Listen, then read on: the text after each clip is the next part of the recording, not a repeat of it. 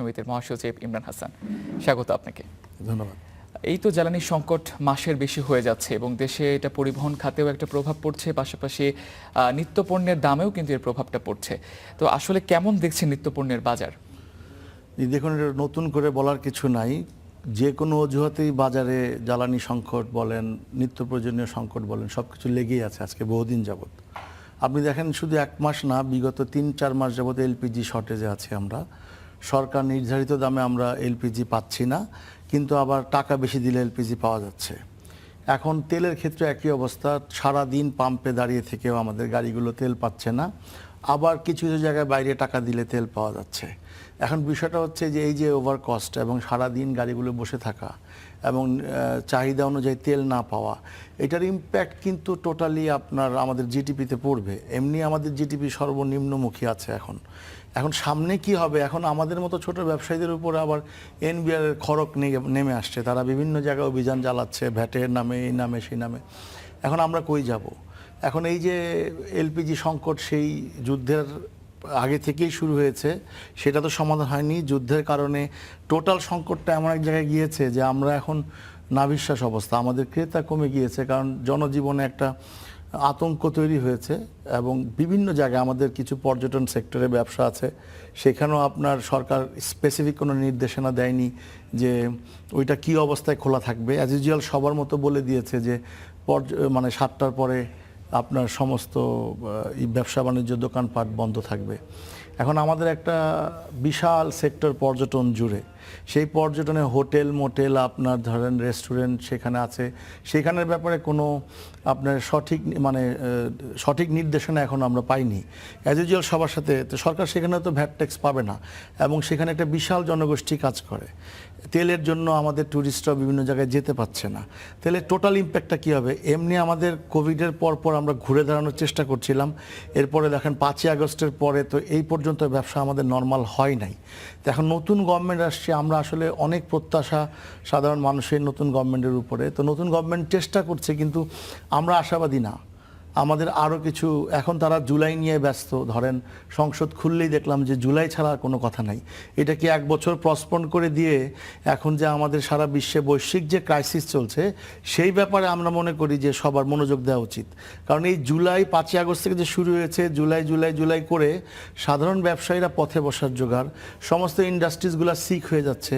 আপনি এই পরিস্থিতি যদি চলতে থাকে তাহলে টোটাল দেশটা কলাপস করবে। আমরা শুনেছি জিডিপি এবার মাইনাসে চলে যেতে পারে, একটা দুর্ভিক্ষ সৃষ্টি হতে পারে। অনেকের টক শোতে শুনছি, বিভিন্ন বিজ্ঞ লোকগুলো বলছে আমাদের ছোট ব্যবসায়ীদের অবস্থা সবচেয়ে বেশি খারাপ। এরপরে দেখেন বাজারে শর্টেজ, কিন্তু আপনি টাকা দিলে পাচ্ছেন। তেলের দাম বাড়তি, গত বছরের তুলনায় গরুর মাংস আমার 100 টাকা অলমোস্ট দাম বেশি। এখন ধরেন ব্রয়লার মুরগির দাম গত বছর থেকে 80 থেকে 90 টাকা পার কেজিতে বেশি। 220 টাকা, 230 টাকা, 240 টাকা ব্রয়লার মুরগি চলে গেছে। যেখানে সোনালী মুরগি সেটাও আপনার 400 টাকার উপরে চলে গেছে। বাজার নিয়ন্ত্রণের বাইরে। যখনই কোনো ক্রাইসিস হয় তখনই বড় বড় ব্যবসায়ীরা কোনো না কোনো অজুহাতে এই বাজার থেকে টাকাগুলো হাতিয়ে নেয়। কখনো ইম্পোর্টের অজুহাত, কখনো তেলের অজুহাত, কখনো করোনার অজুহাত। আর আমরা যারা সাধারণ ব্যবসায়ী আছি, যারা আমরা চাইলেই আমাদের রেস্তোরাঁয় আমরা প্রোডাক্টের দাম সকালে একটা, দুপুরে একটা, রাতে একটা করতে পারি না। আমাদের বহু রেস্তোরাঁ বন্ধ হয়ে গেছে, বহুবার বলেছি, বারবার হাত বদল হচ্ছে। আরেকটা সমস্যা হচ্ছে, আপনি দেখবেন বেকারত্ব যত বাড়বে তত মানুষ এই ফুটপাত বলেন, স্ট্রিট ফুড বলেন, সব জায়গায় কিছু না কিছু নিয়ে বসে যাবে। বেকারের অবস্থা এত ভয়াবহ যেটা আপনি দেখবেন অলিতে গলিতে এমন কোনো জায়গা নেই যে স্ট্রিট ফুড নাই। এই স্ট্রিট ফুডদের আমি নিরুৎসাহিত করছি না, কোনো চয়েস নাই, কিন্তু আমাদের যারা কমপ্লায়েন্স মেনে আমরা ব্যবসা করছি, আমাদের ব্যবসাগুলো এখন হুমকির সম্মুখীন। স্ট্রিট ফুডের কোনো কিছুই করতে হয় না, ভ্যাট ট্যাক্স, বিদ্যুৎ বিল বলেন, আপনার সরকারের কোনো কমপ্লায়েন্স কিচ্ছু করতে হয় না। তারা একটা ওপেনলি ব্যবসা করতে পারছে, তাদের কোনো খড়গও নাই। কিন্তু আমরা যারা কমপ্লায়েন্স মেনে ব্যবসা করছি, সরকারে ভ্যাট দেই, ট্যাক্স দেই, আপনি জানেন কিনা জানি না, রিসেন্টলি আমরা এনবিআর চেয়ারম্যান মহোদয়ের সাথে আমাদের এই আপকামিং আপনার বাজেট, কেমন বাজেট চাইতে আমরা বসেছিলাম। তার পরের দিনই বিশাল অভিযান শুরু হয়েছে।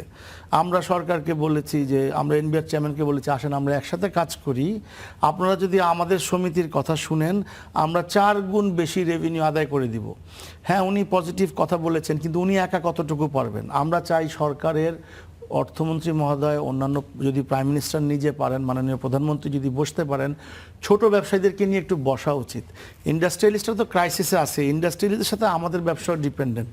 আজকে যদি আমাদের এই শ্রমিক যদি বেকার হয়ে যায়, লক্ষ লক্ষ শ্রমিক, তাহলে আমরা কোথায় যাব? আমাদের বিজনেস তো ওই ইন্ডাস্ট্রির সাথে একটা চক্র, আমরা একসাথে কাজ, আমরা ওনাদের ব্যবসা ভালো হলে আমাদের ব্যবসা ভালো হবে। এখন আমরা দোকান খুলে বসে আছি, সন্ধ্যা 7টার পরে যদি মার্কেট বন্ধ হয়ে যায়, তাহলে আমাদের রেস্তোরাঁয় কারা খাবে? একটার সাথে কিন্তু একটা রিলেটেড। তো আমরা মনে করি, যদি আমরা অলরেডি আমাদের রেস্তোরাঁ থেকে ঘোষণা দিয়েছি আননেসারি এসিটা যেন না চালায়, 24-এর উপরে যেন টেম্পারেচার থাকে। আমাদের অন্যান্য যেমন হোটেলগুলোতে আমরা নির্দেশনা দিয়েছি যে গিজারগুলো একটু কমিয়ে রাখতে, যাতে গিজারের টেম্পারেচারটা কমিয়ে রাখা যায়, যাতে কম বিদ্যুৎ খরচ হয়। আমরা ওইখানে বিভিন্ন নির্দেশিকা দিয়েছি আমাদের ভোক্তাদেরকে যে আননেসারি আমরা বিদ্যুৎ সাশ্রয় হই। তো এইখানে সরকারের একটা বড় ইনভলভমেন্ট দরকার, যে আমরা যদি সবাই মিলে কৃচ্ছ্রতা সাধন করি, তাহলে কিন্তু আমরা সবই খোলা রাখতে পারবো। এখন আপনি মার্কেট যদি বন্ধ রাখেন, সরকার রেভিনিউ পাবে না। আবার মার্কেট যদি বন্ধ রাখেন, ওই কাস্টমার বাইরে যাবে না, আমাদের খাবার খাবে না, তারা তো স্ট্রিট ফুডে খাবে। তাহলে আমরা মাস শেষে আমাদের কর্মচারীর বেতন, ইউটিলিটি বিল, আমাদের ভ্যাট, ট্যাক্স, এগুলি কোত্থেকে দিব? এখন একটা অবস্থা যে আমাদের গত বছর যা ব্যবসা হয়েছে এবছর বাড়তে দিতে হবে। আমাদেরকে তো প্রেশার করে লাভ নেই। আমরা বলেছি আসেন একসাথে কাজ করি, একটা রেস্তোরাঁও যেন ভ্যাটের আওতার বাইরে না থাকে, একটা স্ট্রিট ফুডও যেন ভ্যাটের আওতার বাইরে না থাকে। আমরা বলেছি আসেন যারা ট্যাক্স দিচ্ছে না আইডেন্টিফাই করেন, কিন্তু যারা ট্যাক্স দিচ্ছে, যারা ভ্যাট দিচ্ছে, এনবিআর যত কথাই বলুক, ওনাদের পলিসিতে অনেক ঝামেলা আছে।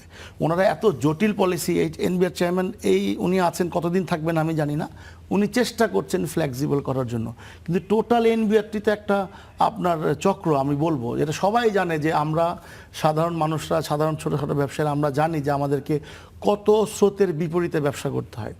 এরপরে ধরেন যখনই সরকারি কর্মকর্তা নতুন কোনো পজিশনে আসে, যেমন ভোক্তা অধিকার আসে, উনি বিভিন্ন ক্যামেরা নিয়ে গিয়ে আমাদের দেশের ইমেজ বলেন, বিজনেসের ইমেজ বলেন, 12টা বাজায় ফেলছে।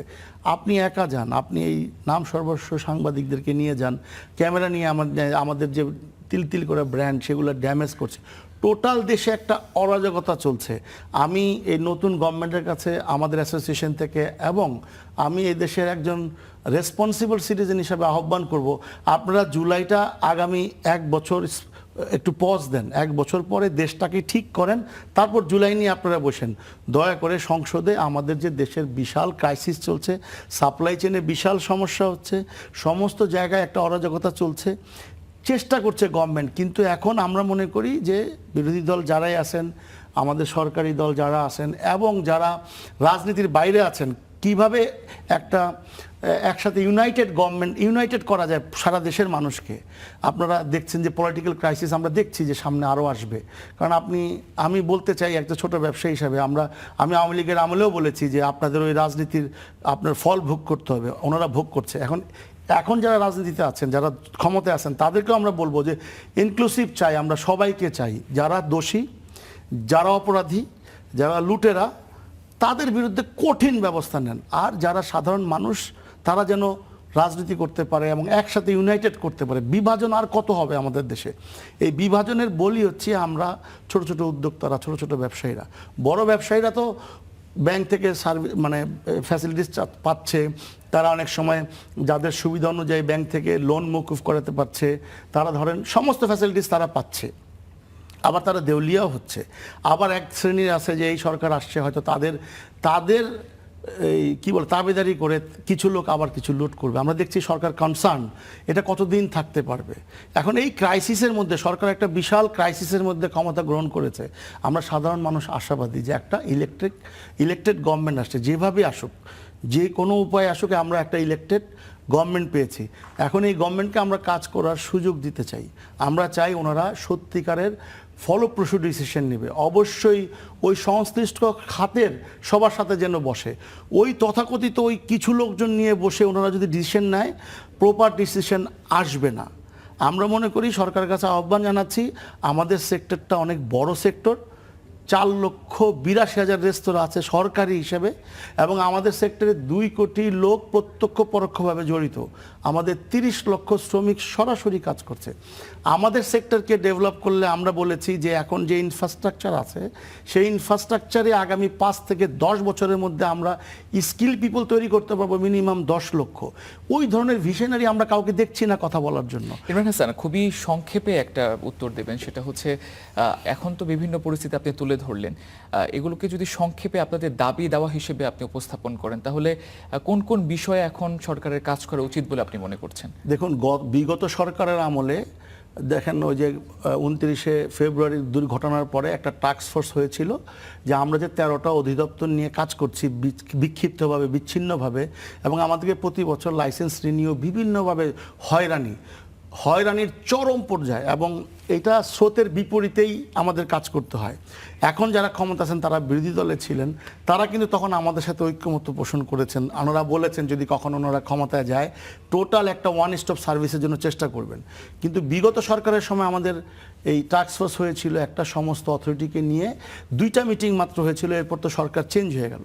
এরপরে ধরেন একটা অন্তর্বর্তীকালীন সরকার আসলো, তারাও দেশটার 12টা বাজায় দিয়ে গেল। এখন যারা আসছে তারা একটা বিধ্বস্ত জায়গায় পেয়েছে, বিশেষ করে অ্যাডমিনিস্ট্রেশন অন্যান্য জায়গাগুলোতে, কিন্তু ইনফ্রাস্ট্রাকচার তো মোটামুটি আছে। কারণ আমরা বলতে চাই এই সরকারকে, আপনারা যদি এখনই উদ্যোগ নেন, সেই টাস্ক ফোর্সটা যদি চালু করেন, আমরা একটা ওয়ান স্টপ সার্ভিস চাই। এবং এই সেক্টরটার সাথে হেলথ ভেরি ইম্পর্টেন্ট। হেলথের যে কীরকম আপনি হেলথে একটা বিশাল বরাদ্দ দিবেন জনগণের টাকা, আবার এই সেক্টরটাকে আপনি একটা হেলদি ফুড না দেওয়ার কারণে, সেফটি ফুড না দেওয়ার কারণে এদের ম্যাক্সিমাম পিপল অসুস্থ হয়ে সেখানে ট্রিটমেন্ট নিচ্ছে। তো আমরা দরকার হচ্ছে আগে গাছটাকে বাঁচানো, তারপরে আমরা ভালো ফল পাবো, ভালো সার দিব। তো আমরা চাই আমাদের সেক্টরটাকে একটা অর্গানাইজড করে একটা সুদূর প্রসারী পরিকল্পনা করা হোক, যেই পরিকল্পনায় সমস্ত অধিদপ্তর নিয়ে আমরা নিরাপদ খাদ্য এবং আমাদের যে সেক্টরে আমাদের যে কমিউনিটি প্রোডাক্টস আছে, বিভিন্ন কনজিউমার গুডস আছে, এই গুডসগুলো আমরা ন্যায্য মূল্যে পাই, এবং বাজারে যাতে একটা সত্যিকারের বাজার বিপণন ব্যবস্থাটা হয়, যাতে বাজারে আমরা সব সময় সারা বছর একটা ন্যায্য দামে প্রোডাক্ট পেতে পারি, বাজারে যাতে সিন্ডিকেট না থাকে, এবং আমরা যাতে সরকারকে প্রপার রেভিনিউ দিতে পারি। সরকার তো চলতে হলে টাকা লাগবে, তো সেই টাকা যদি এই আশেপাশে ভাগ করে খেয়ে ফেলে তাহলে তো আর সরকার পেল না। পরিস্থিতি স্বাভাবিক হবে সামনে, এই প্রত্যাশা রেখে আপনাকে অসংখ্য ধন্যবাদ। পরবর্তীতে আপনার সঙ্গে আমরা আবারও যুক্ত হব কোনো এক সময়। আপনাকে আবারও ধন্যবাদ জানাচ্ছি। Thank you. দর্শক, আমাদের সঙ্গে আজকে জ্বালানি সংকটে নিত্যপণ্যের বাজারে কি পরিস্থিতি হচ্ছে এই বিষয়ে আলোচনার জন্য উপস্থিত ছিলেন বাংলাদেশ রেস্তোরাঁ মালিক সমিতির মহাসচিব ইমরান হাসান। এতক্ষণ সঙ্গে থাকার জন্য আপনাদের সবাইকে ধন্যবাদ। ফিরছি একটি বিরতির পর।